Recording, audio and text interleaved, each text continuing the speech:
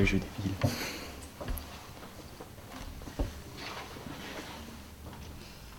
Bonjour. Bonjour. Ça va? Oui, oui. Enfin, je me suis senti mieux quand même. Quand? Avant. J'espère que tu te sentiras mieux après alors. Ouais, j'espère aussi. Est-ce que tu voudrais bien te présenter librement? Tu peux en dire plus que ce que ont dit les autres. Bah, je m'appelle François, j'ai 14 ans, j'habite à Crolles et c'est tout. Donc je m'appelle Anne-Laure Sartel, je suis la maman de 2 enfants, de 2 filles, et j'habite à Crolles depuis 1 an et je suis enseignante. Je m'appelle Jean, j'ai 14 ans. Je suis au collège de Crolles et j'habite dans le vieux quartier de Crolles. Moi je suis grand-père à la retraite, même si je suis à la retraite, donc là cette nuit nous avions les petits-enfants avec nous, donc on est occupés, donc c'est-à-dire à 7h sur le pont. Je m'appelle Bérangère, j'ai 24 ans bientôt et je travaille à la cantine et à la périscolaire à Saint-Nazaire et à la MJC à Crolles. Je m'appelle Lina Brielle et j'habite à 46 impasse des Courlis. Mais je m'appelle Pierre, j'ai 25 ans et depuis fin septembre, je travaille en tant que charpentier. Je m'appelle Cindy, j'ai 18 ans. Oui, Benjamin, couvreur, zingueur. Madame Marius, je suis né en 38, donc j'ai 75 ans. Et à un moment que je suis à la retraite, ça a changé notre vie. Et mes loisirs, je les partage entre les boules, un peu le club Arthro, et puis comme j'étais un ancien militant syndicaliste, je me suis engagé aussi sur le plan départemental sur la défense des retraites. Voilà un petit peu mon chemin. Alors, je m'appelle Janine, j'ai 80 ans depuis le 11 août 2012. Je m'appelle Mélanie, j'ai 20 ans. Je m'appelle Nadia, j'ai 38 ans et je suis chef de projet pour une société d'informatique. Donc moi je suis Nathalie, donc au sein de Crolles, je suis la présidente de la MJC de Crolles et sinon dans ma vie professionnelle je suis ingénieure commerciale. Je m'appelle Briac, j'ai 10 ans, j'habite à Montfort. Je m'appelle Christine. Je m'appelle Théo, j'habite à Lancé. Rachel. Alors je m'appelle Rachel, j'ai 33 ans. Comment tu t'imagines dans 15 ans? Oui, 15 ans c'est... 15 ans c'est long, 15 ans. Moi, dans 15 ans? Ah ouais, d'accord. Eh bien, dans 10-15 ans, ça fera quand même 95 ans. C'est peut-être beaucoup. Je ne sais pas si... Enfin, j'en sais rien. C'est la loterie. Je sais pas trop. Après, c'est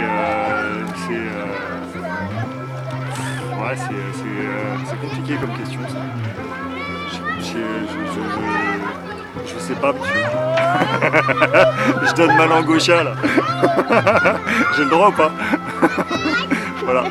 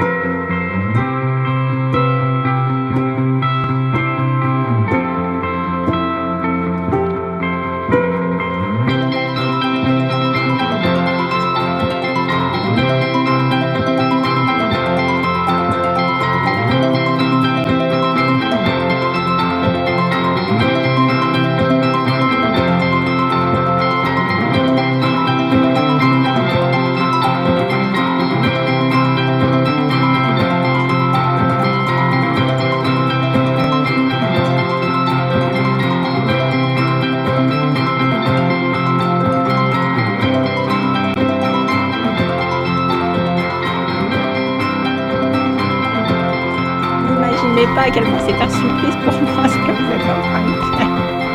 Mais je vais vous prêter au jeu.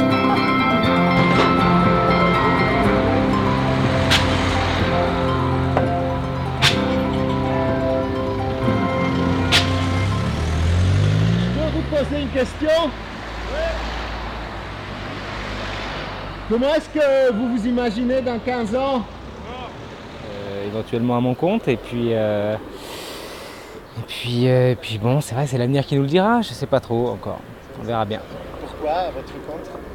Bah pour plus avoir à travailler pour quelqu'un. Qu'est-ce que ça change? Bah ça change tout. Dans 15 ans, je me vois chef d'entreprise, donc toujours dans le milieu de la charpente, maison ossature bois, charpente traditionnelle, mais j'aimerais axer la plupart de mes activités sur la construction écologique. Moi, j'aimerais bien être professeur de cuisine, donc je me vois exercer dans une école. Ça va pas être facile du tout, mais je suis prête.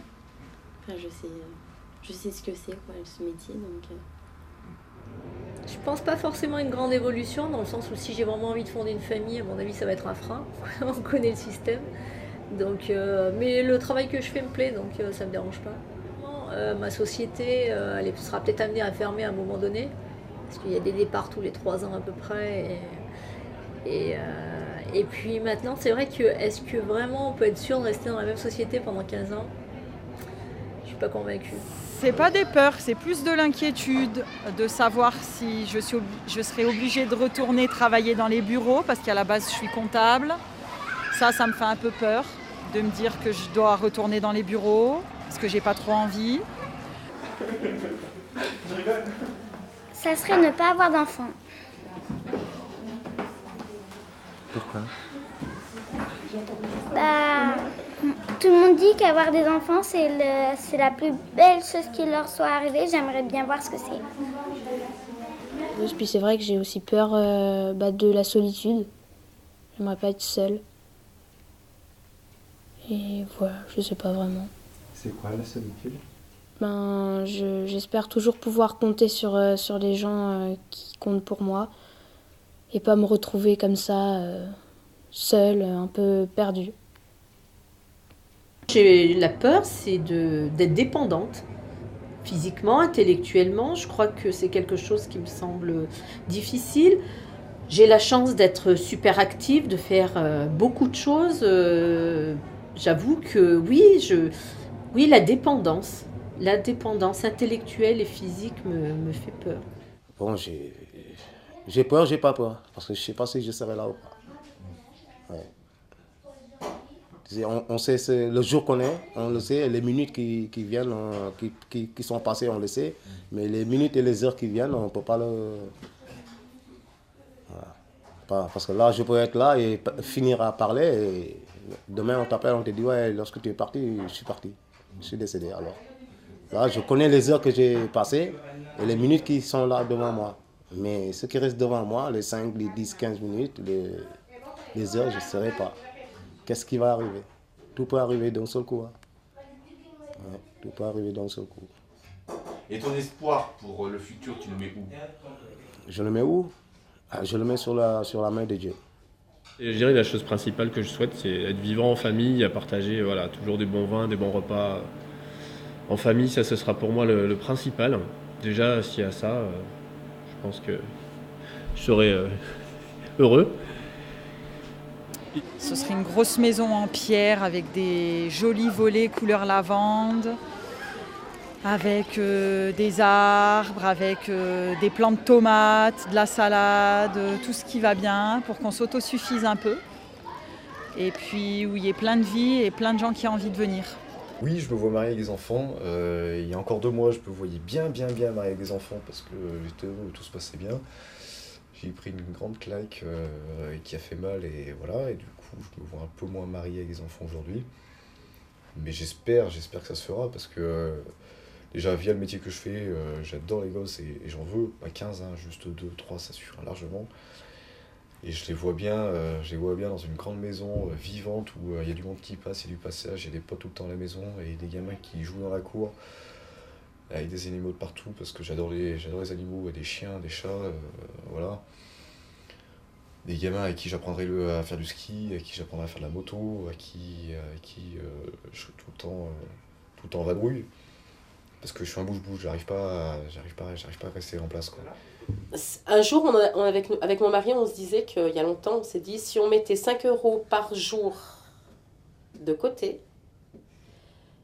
aux 10 ans des filles, c'est-à-dire dans l'année du CM2, en fait, c'est l'année en fait un peu de la révision, on pourrait partir sans problème un an. Ça s'est jamais fait, parce que voilà, hein, la vie de tous les jours fait que. Mais c'est vrai que, comme on n'a pas beaucoup voyagé, c'est vraiment on en parle, si on n'en parle pas une fois par semaine, voilà quoi. Est-ce qu'on met tout en œuvre pour le faire? On va dire que non, parce que la vie de tous les jours fait que on ne peut pas forcément préparer le projet, mais en tout cas, peut-être, j'exagère quand je dis une fois par semaine, mais peut-être une fois par mois, on se voit déjà ailleurs. Hein. Ah ouais, quand même. J'aurais près de 40 ans. Donc, ouais, il faut pas que je reste ici. C'est pas possible. C'est pas possible.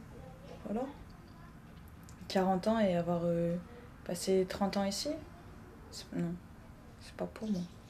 Un grand appartement dans une ville d'Amérique latine et une maison dans un autre pays pour les vacances. Mon diplôme et mon métier, ma carrière qui avance bien. Mon mari, mes enfants. Et puis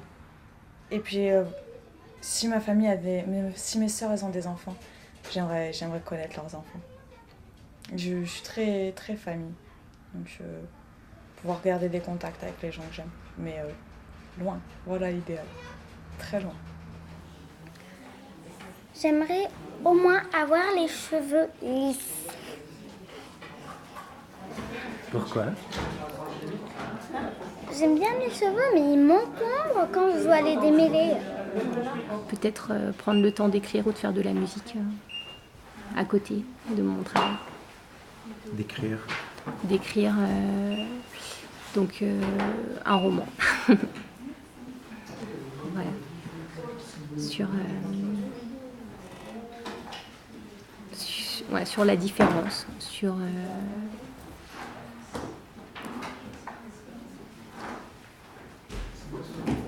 oui, voilà, sur la différence entre les hommes et les femmes.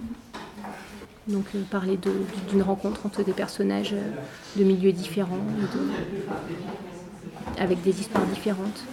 Donc c'est vrai que je trouve que c'est précieux dans la vie, les amis qu'on rencontre, les personnes sur le chemin, dans la vie professionnelle ou qu'on rencontre par hasard et qui aident à avancer en fait. Plus paisible, plus sereine. Plus, moins dans l'anxiété, la peur du lendemain. Donc, et puis, que l'optimisme soit là, quoi. Voir les choses belles, se dire que les choses elles sont belles et qu'on peut les rendre belles. Là, on est mercredi, j'ai eu 25 ans vendredi dernier. Jusqu'à jeudi soir, ça allait très très bien. Et vendredi matin, je me suis réveillé, je me suis dit, mince, j'ai 25 ans. Ah oui, quand même. 25 ans, c'est-à-dire que les réducs en train, etc., j'ai plus le droit. Les réducs en avion, j'ai plus le droit. Pour le ski, je paye plein pot sur les tarifs. Et là, on prend une claque quand même, on se dit 25 ans. Alors, pour moi, c'est un peu dur, parce que j'ai 60 ans. Et dans 15 ans, je serai une vieille dame. Et c'est dur de s'imaginer d'être une vieille dame. On n'a pas envie. C'est vrai que... Dans 15 ans, on ne sera plus là. Oui, ça m'étonnerait parce qu'on a 84 et 82 ans. Hein. Alors, 82, vous savez, 15 ans, ça fait beaucoup. Dans 15 ans, j'ose pas y penser. Dans 15 ans, j'aurai dépassé mon siècle. Je le souhaite. Je souhaite que ça se produise. Mais je préfère ne pas y mettre d'image sur ce projet. Le bonhomme Albert Jacquard sera devenu quelque chose d'organisé par la nature et un petit peu organisé par sa société et par lui-même. Mais que sera-t-il au total? Je ne peux pas le dire. Et au fond, ça n'a pas grande importance.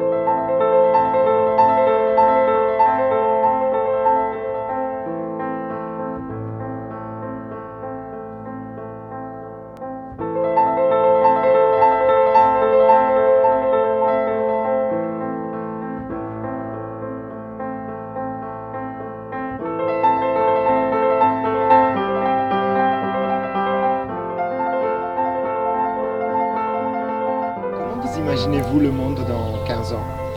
Je crois que là, c'est un peu triste. La vie moderne est assez triste parce que le progrès arrive à séparer quand même les familles sans le vouloir. On sait bien que les jeunes, il faut qu'ils changent d'endroit des fois pour travailler, ce qui est normal. Et je trouve que, bien sûr, on se dit, ah bah oui, t'as la webcam, t'as ça, vous voyez, mais c'est pas ça. La chaleur humaine, c'est autre chose. Et je trouve que ça va être triste, la vie moderne. Ouais. D'abord, il y a l'argent qui prend le dessus et tout le monde va manger des saletés parce que pour qu'il y ait des rendements, voilà, je trouve que toujours l'argent. Et des fois, on peut se contenter de peu, mais maintenant, les jeunes sont trop habitués. Hein. Il y a trop de publicité, les petits sont trop gâtés. Et après, bah, ma foi, c'est une exigence. Et voilà, la roue... On espère pour eux qu'ils vont sortir. Mais comme c'est pris en maintenant, il y en a au moins déjà pour 10 ans pour essayer de surmonter. Espérons-le, je leur souhaite. Hein. Et, voilà, mais bon. Je ressens plus de communication, de proximité. Hein. Voilà, c'est comme si on revenait à des valeurs que l'on connaissait. Voilà, plus une société, plus de relations de proximité, pas relation de dire, tiens, je vais dire bonjour, comment ça va, pas uniquement Internet, etc. Enfin, voilà. Moi, j'ai confiance en la vie, j'ai confiance à l'enseignement qu'elle nous donne, donc j'ai j'ai pas spécialement peur. J'ai confiance au fait que j'ai confiance dans l'espèce humaine, dans l'humanité, pour qu'elle trouve au bon moment les solutions. Et tout ce que j'ai compris, c'est que l'être humain a besoin de se retrouver au pied du mur, se confronter au mur et vraiment le toucher pour trouver des solutions. Tant qu'il n'a pas touché, qu'il s'est retrouvé, il ne le trouvera pas. Il a beau réfléchir en amont, c'est pas possible. Par contre, j'ai confiance au fait qu'il trouvera des solutions au moment où il sera confronté vraiment à une limite. La génération que j'incarne, donc les quarantenaires, on impulse quelque chose. c'est sûr, on impose vraiment quelque chose et je sens que l'autre génération prend le relais. Les écarts ils vont se creuser entre les différentes parties du monde et que malheureusement personne ne fera rien pour enrayer ça. Je pense que, hélas, d'ici 15 à 20 ans, on aura bien régressé. C'est assez pessimiste, mais les générations qui suivent sont pas formées pour affronter ce qui va arriver et vont laisser faire. Voilà ce que je pense. C'est très négatif, mais j'ai bien peur qu'on en arrive là. Je pense que les gens vont s'enfermer dans de l'individualisme. Voilà. Et qui vont pas être aussi solidaires que ce qu'on a connu il y a 15-20 ans avant et ce que nos parents ont connu 15-20 ans avant encore. Donc, non, j'ai peur. Pour le reste du monde, j'ai peur, oui. Même à plus grande échelle, d'ici 50 ans, oui, j'ai encore plus peur. Mais bon, je serai plus là. Donc c'est pas grave.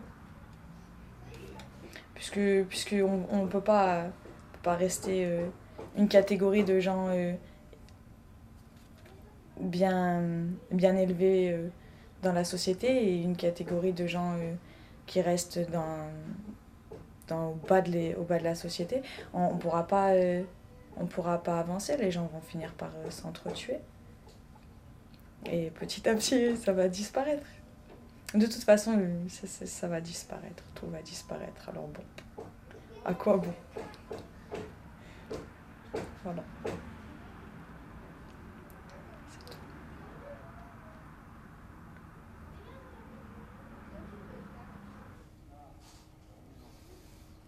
Hop. Il y aura des révolutions. Il y a eu 36, il y a eu 68, il y aura quelqu'un d'autre qui se révoltera pour transformer le monde. Il y aura toujours quelqu'un pour faire avancer nos idées. Vous avez plutôt une vision positive, optimiste du coup, de l'avenir qui se profile? L'avenir qui se profile, c'est à nous de le défendre. Il ne faut pas compter sur les autres. Dans le positif, on n'en sait rien. Le positif, c'est que si on est assez fort pour nous faire entendre. J'ai peur qu'on ait peur d'avancer, justement. J'ai peur qu'on n'ose pas aller vers vraiment un changement radical. J'ai peur que ça continue comme ça pour certains, que ça aille en s'aggravant parce que on est dans une société matérialiste, individualiste, et puis voilà. D'un autre côté, peut-être que des fois, la crise, les difficultés font naître aussi de la solidarité. Donc de ce côté-là, ça peut être au contraire un espoir. Et le fait d'avoir, entre guillemets, peur ensemble, de plus avoir confiance dans le monde dans lequel on vit, et d'avoir envie peut-être ensemble de construire un autre monde. Ça, c'est l'espoir que j'ai. C'est ce qu'on appelle la mondialisation. En fait. Du coup, on a de plus en plus d'échanges, c'est bien, pour ça moi je trouve ça magnifique. Mais on aboutit, par contre, ces échanges ils sont à tous les niveaux, au niveau aussi de la publicité, de l'industrie. Et ça risque d'avoir, on a des grands groupes internationaux, des multinationales, on risque d'aboutir à avoir à peu près tous, et de plus en plus, un même mode de pensée, un même mode de fonctionnement, un même mode de vie. Quand vous entrez dans une ville, vous avez une zone commerciale, vous allez retrouver, alors est-ce que j'ai le droit de citer des noms? On retrouve toujours le Buffalo Grill, le Ikea, le truc, vous allez dans n'importe quelle ville et je trouve ça dommage en France, mais c'est aussi dans le monde. Et ben justement que l'homme vive des rythmes plus calmes, plus humains, que ce ne soit pas puis qu'il n'y ait pas de pression justement au niveau du travail, au niveau que ce soit justement des rythmes plus lents, plus calmes. C'est ça ce que j'aimerais. Un domaine très très urgent, urgentissime, c'est l'écologie. La protection de l'environnement, je pense qu'il y en a qui ne se rendent pas compte du tout de où on va là et qu'il est urgent de faire quelque chose. L'autre domaine très très très important, c'est la fraternité, l'amitié entre les gens, de quelle que soit leur couleur, leur religion, leur appartenance sexuelle, politique, enfin peu importe, mais voilà, on est tous là, on est tous sur Terre, on est tous ensemble et essayons d'avancer ensemble, ensemble, pas les uns contre les autres, mais ensemble. Ben là, on est dans l'individualisme. On voit à notre petit bout de chemin, et on va pas plus loin. Lorsqu'on jette un papier dans la nature, on se dit bien que c'est pas grave, mais si c'est grave, lorsqu'on utilise X emballages pour porter nos courses, oui, c'est un risque pour... Et notre planète... Qu'est-ce qu'on en laisse à nos enfants, nos petits-enfants et nos arrière-petits-enfants? Qu'est-ce qu'on en fait? En tous les cas, nous, on a eu la chance. Moi, j'ai eu la chance de courir dans des champs qui n'existent plus, qui sont remplacés par des immeubles, par des... Ouais, ça m'inquiète. A-t-on le droit de détériorer quelque chose qui ne nous appartient pas? J'aimerais qu'on se réveille un petit peu, qu'on protège un peu plus... Ouais.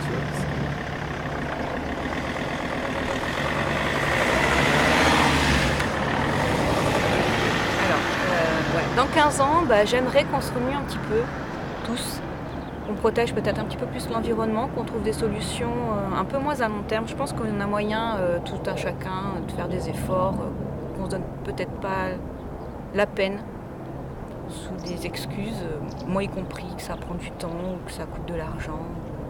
J'aimerais beaucoup qu'on fasse un effort collectif là-dessus.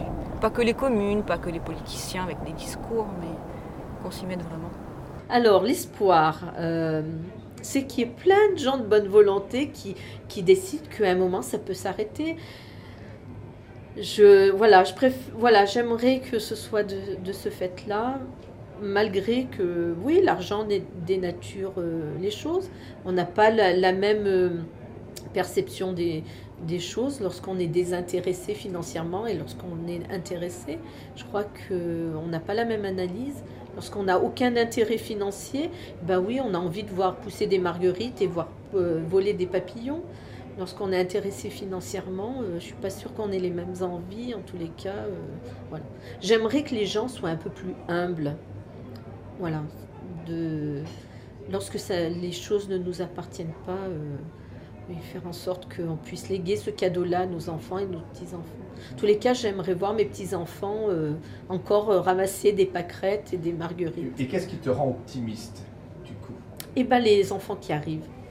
C'est le fait qu'on fasse encore des enfants, qu'on ait des projets d'enfants, qu'il y ait des enfants qui naissent, que des jeunes adultes mettent ce genre d'espoir dans les enfants qui arrivent. Je crois que ça, c'est chouette. Lorsqu'on n'aura plus ces projets-là, je crois qu'il faudra s'inquiéter très fort. Quand je vois ma petite fille grandir, je me dis, c'est elle l'avenir. C'est elle qui détiendra une partie de la réponse, certainement. Nous, on en détient un petit bout, mais en tous les cas, elle détient certainement une plus grande réponse. Parce on est dans la... Même si tout, c'est pas parfait, loin de là, en tous les cas, on a pris conscience des choses. Je crois que là, on entend les choses, on les entend. Je pense que la nouvelle génération entend plus les choses parce que nous, on les sensibilise. En tous les cas, j'espère que nous, en tant que parents, on sensibilise nos enfants à penser à leur propre avenir. Nous, on pense à leur avenir, mais c'est un avenir immédiat, qui pense à leur avenir, mais à leur avenir lointain, quoi. Donc, c'est notre force. Nos enfants sont notre force, certainement. Non, j'ai confiance dans les enfants en général. Voilà, c'est pour ça que j'ai eu des enfants très jeunes, d'ailleurs. C'est pour... On me disait tout le temps, là, t'es jeune, t'as des enfants, tu te rends pas compte, le travail que c'est. Et je disais tout le temps, mais... Au moins, il y en aura 4, ce sera des futurs citoyens qui seront bien, qui auront un libre arbitre, et ça en fera 4 qui pourront essayer d'élever le niveau humain. Voilà. C'est pour ça que j'ai eu des enfants d'ailleurs. Moi, ça me fait peur. Ah oui, moi, ça me fait peur, oui. pour nos petits-enfants, enfin nos enfants, nos petits-enfants, parce que est-ce qu'ils auront les mêmes garanties que maintenant? Alors ça, je ne suis pas sûr. Et dans quelle situation ils vont se trouver? Moi, je serais peut-être plus ici pour le voir, mais nos petits-enfants, moi j'ai une fille, petite fille, pardon, qui a 8 ans, 10 ans, je ne sais pas comment son avenir va être assuré. Moi, ça me fait peur. Au point de vue travail, au point de vue social, au point de vue mœurs aussi. Parce qu'il faut parler comme ça aussi. Hein. Et puis, au point de vue sécurité, parce qu'il y a beaucoup d'agressions, moi ça me travaille beaucoup. Le monde, malheureusement, je l'imagine, dans 15 ans, c'est trop tôt, toujours scindé en plusieurs parties. C'est-à-dire les différences sociales, les différences de pays, les pauvres, les riches, les heureux, les malheureux, les chanceux, les moins chanceux. Vous êtes dans quelle catégorie? Moi, je me veux heureuse et chanceuse. Donc, je me mets dans cette catégorie. Depuis toujours, c'est comme ça. Et ça restera comme ça. Tant qu'il y aura 2 hommes sur Terre, ils se foutront sur la gueule. J'en ai peur. Regardez ce qui se passe. Pour n'importe quelle raison. Et les autres, ils n'ont que leurs yeux pour pleurer et un mouchoir pour se protéger d'une... Hein? Rien de nouveau dans ce bas monde. Et rien ne changera. Et c'est pas Dieu qui changerait quelque chose si ça existe. Et qu'est-ce qui vous fait tenir dans ce monde alors? La musique. La musique. La lecture. Les gens que je rencontre parfois. La lecture, un joli texte, des gens comme Brel, Brassens, même si des fois c'était pas toujours très gai, mais la musique, Bach, Beethoven. Espoir,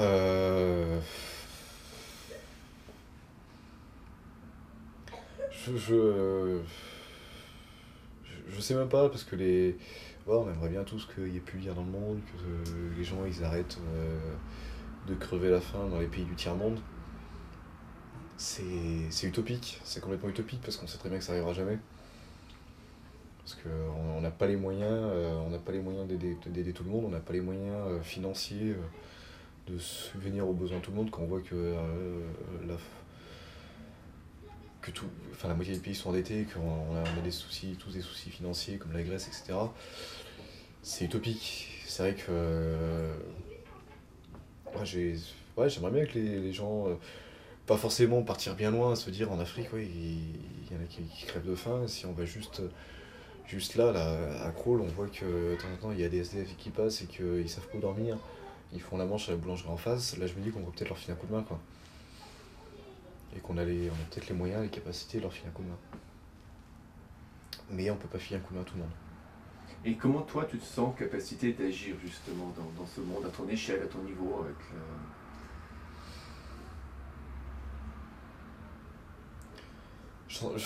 J'en sais rien, c'est une bonne question. J'en sais rien parce que c'est vrai que si personne se lance, on fera jamais rien, mais moi tout seul à ma petite échelle, ma petite personne, Nicolas, je sais pas ce que je peux faire. À part filer une pièce au mec qui fait la manche en face à la boulangerie, c'est compliqué, je me vois pas, je sais pas du tout. J'ai pas pensé à celle-là, je sais pas du tout. Quand on est plus actif, on est plus dans le coup, les combats nous dépassent. On peut participer, être avec les amis, on peut plus... c'est plus nos combats. Ouais, quand je vais à l'usine, d'abord c'est loin, c'est plus les mêmes gars qui mènent les combats. L'action est plus la même, et c'est plus de notre temps. Elle est plus difficile maintenant.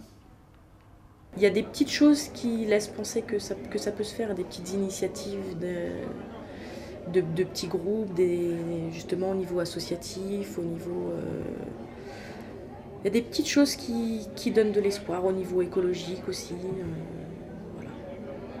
J'ai l'impression que c'est par les petites choses qu'on va faire avancer le monde, et que c'est chacun à son échelle qui peut, dans son environnement, dans sa famille, autour de lui, essayer d'apporter le petit grain de sel pour faire que ça change et que ça évolue comme il a envie que ça évolue. Et j'aimerais bien que justement ça évolue vers autre chose, vers l'envie de découvrir, l'envie d'apprendre, l'envie de partager, chercher par soi-même, faire avec ses mains, expérimenter avec les arts, la musique, le théâtre. Voilà. Donc partir plus vers quelque chose de plus dans l'expérimentation, plus dans le vécu, plus dans le corps aussi, plus que dans la tête. Il y a un feu dans une grande forêt tropicale, je ne sais pas quoi, elle est courte. Hein. Et puis avec ce grand feu, tous les animaux s'en vont et courent dans tous les sens. Mais il y a un seul petit oiseau qui s'appelle le colibri, qui est tout petit, et qui, avec son petit bec, amène chaque fois une goutte d'eau pour essayer d'éteindre le feu, qui est immense. Hein.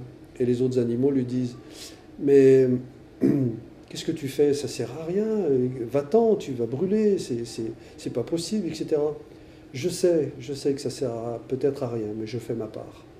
C'est un peu comme ça que j'ai envie d'avancer. Je ne suis pas tout seul, je pense. C'est de construire un projet qui a une vraie valeur, quoi. Où on se soutient les uns les autres. Nous, chaque petit créateur, on le connaît. On les connaît personnellement. Marie Cabanac, celle qui crée les vêtements, on la connaît. On s'est appelé encore ce matin. Voilà, il y a une vraie relation. Et c'est ce qui est important, quoi. Pourquoi c'est important? C'est la base, c'est la base de la vie. Sans échange, si c'est que des échanges commerciaux, c'est fadasse, quoi. Ce qui est intéressant, c'est le contact, c'est l'histoire des autres, c'est l'histoire qu'on peut raconter ensemble. Vraiment, l'utilité des petites brasseries, c'est d'être ancré dans le territoire, de faire déjà, alors ça limite. Alors après, on retrouve toujours en arrière-plan la volonté écologique, moins de transport sur les routes. Et puis, comme on a tous des particularités, c'est la petite touche qui donne un peu aussi la particularité d'un lieu. Je pense que mon point de vue est assez négatif, mais j'ai de la bonne volonté. Et ça, j'en manque pas. Donc, je pense que si on avait tous de la bonne volonté, on pourrait y arriver. Je peux mettre de la bonne volonté partout autour de moi. Donc, je pense que c'est pas trop négatif quand même. Ouais. Vous voyez d'autres choses à ajouter sur tout ça? Carpe diem. Stay out super late tonight, picking apples, making pies. Put a little something in our lemonade and take it with us. We're half awake in a fake empire. We're half awake in a fake empire.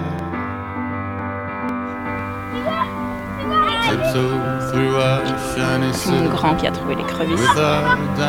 Il est habitué, c'est un habitué de l'école. Un grand habitué. 15 ans. Heureuse. Beau projet, hein. We're half awake in a fake empire.